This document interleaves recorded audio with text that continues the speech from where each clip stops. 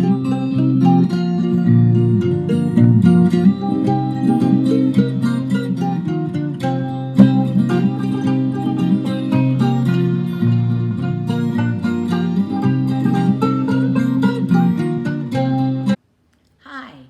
today I'm going to read to you a very special book.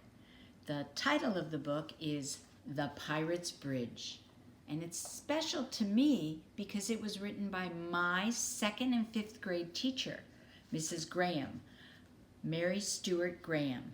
So we're going to read the book. The Pirate's Bridge.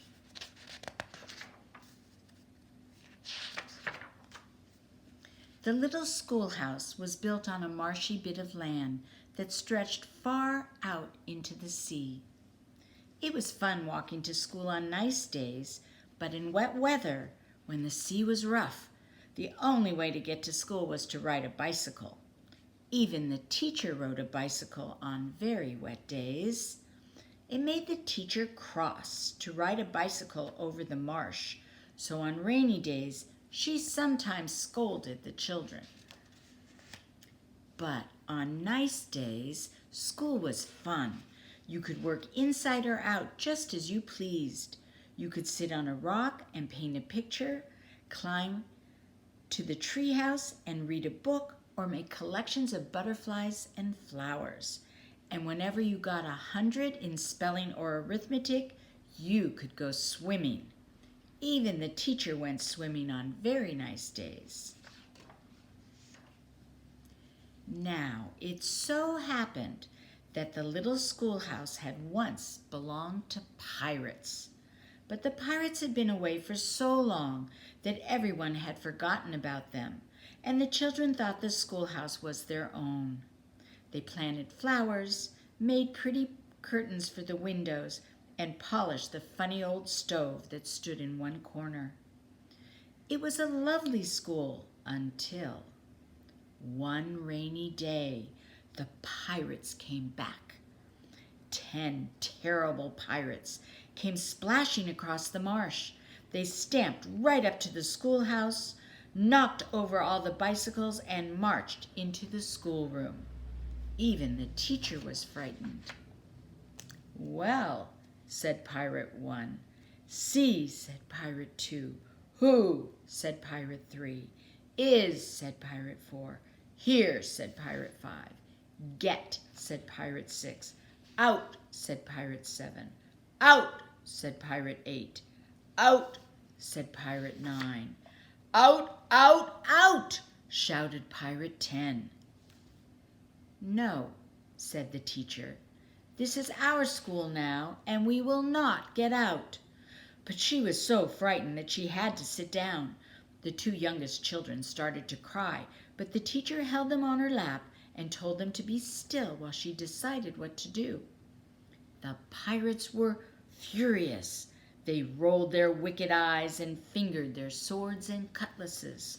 They stamped and muttered and tracked mud all over the clean floor.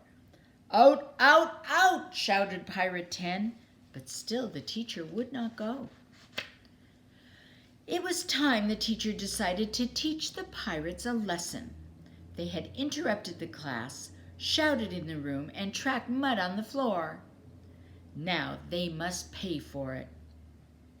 "All right," said the teacher in a quiet, calm voice. "You pirates may sit down." The children looked at their teacher in astonishment. So did the pirates. "You may sit down," repeated the teacher, looking straight at Pirate 1. Pirate 1 sat down. Then Pirate 2 sat down. Pirate 3 sat down. Pirate 4 sat down. Pirate 5 sat down. Pirate 6 sat down. Pirate 7 sat down. Pirate 8 sat down. Pirate 9 sat down. Pirate 10 stamped his foot, but he sat down too. The teacher stood up straight and took a deep breath. "It is time," she said, "for arithmetic. This morning we will begin counting by twos, but we will need something to help us count." The children looked at one another. They had never needed anything to help them count before. The teacher looked at the pirates. "Do you have anything we can count?" she said. The pirates muttered and shrugged their shoulders. An old chest full of gold pieces was all they could think of. "Pieces of gold would be just right," said the teacher, and she made the pirates bring in their chest of gold. Soon everyone was sitting on the floor with a lap full of gold, counting by twos. The children thought it was much more fun to count this way. The pirates had to admit it would be wise to know how much gold they had in their chest. But the teacher was wondering how many pieces of gold it would take to build a bridge across the marsh. Before she could say anything, the counting was done, and the pirates gathered all the gold into piles, put it back into the chest, and slammed the lid. Then they sat on the chest and glared at everyone. The teacher looked straight at the pirates. "It is time," she said, taking a deep breath, "for reading. We will read from maps today." The children looked at one another. They had never read from maps before. The teacher looked at the pirates. "Do you have any maps we can use?" she said. The pirates muttered and shrugged their shoulders. All they had was an old treasure map. "An old treasure map would be just right," said the teacher, and the pirates had to get their map.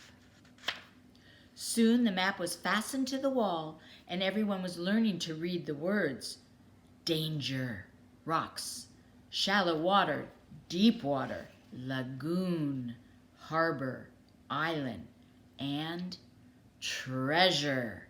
The children thought it was exciting to learn to read from a map, especially the word treasure. The pirates had to admit it would be wise to be able to read their map, but the teacher was wondering if the treasures shown on the map would be enough to build a bridge across the marsh.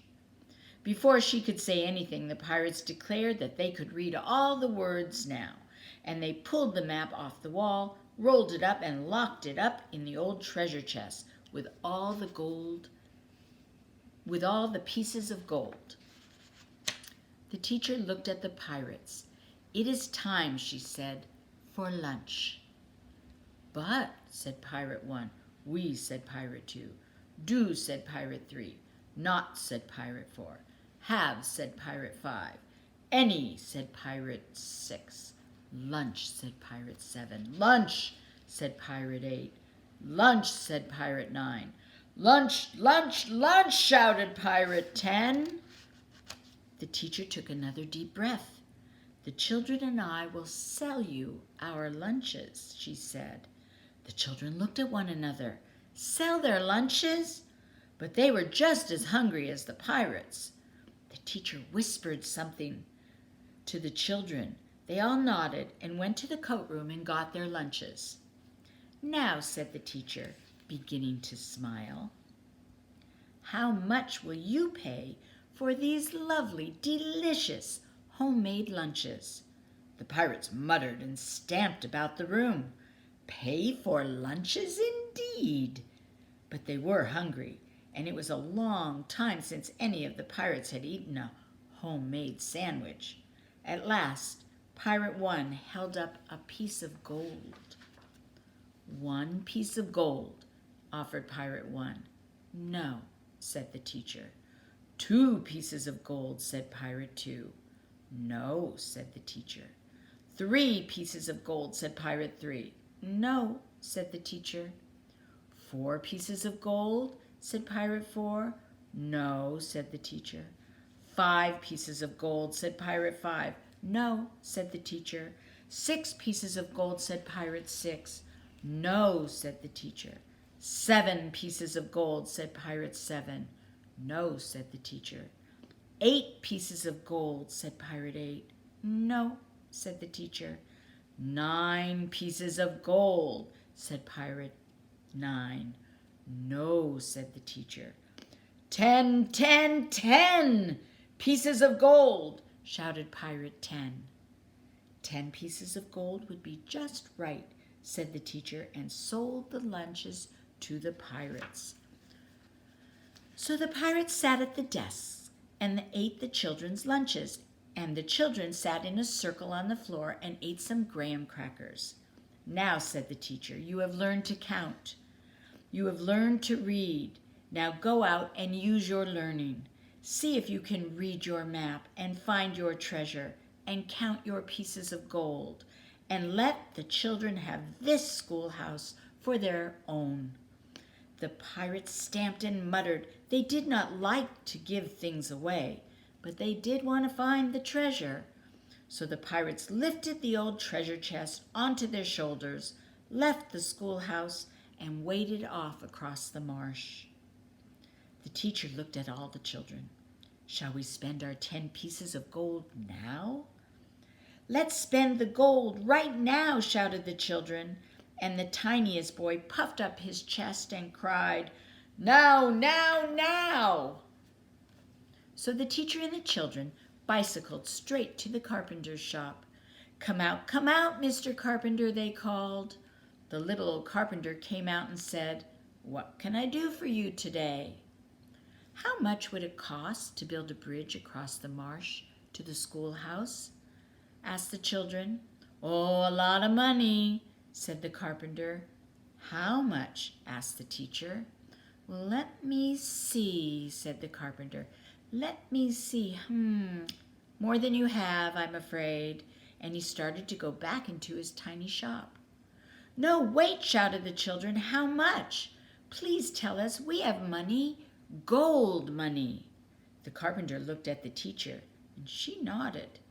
We do have gold money.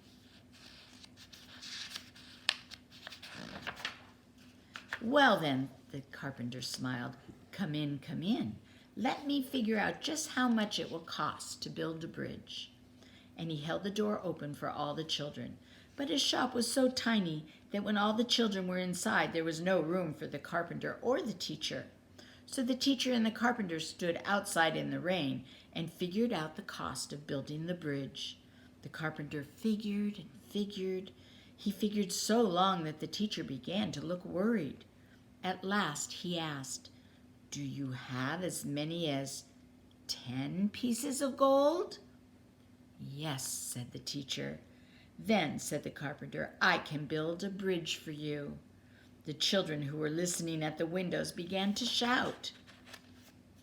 So the carpenter built a fine, sturdy bridge over the marsh. And after that, the children and the teacher could walk to school, even in the rain.